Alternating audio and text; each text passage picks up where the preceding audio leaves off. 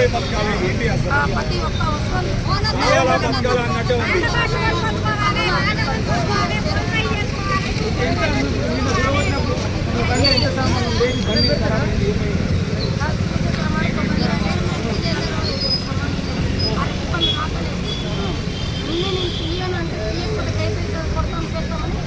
పిల్లలు మీరు చూపిస్తాం తర్వాత చూపిస్తాం మీరు ఏం చేయమన్నా అన్ని కుప్ప వేయించారు.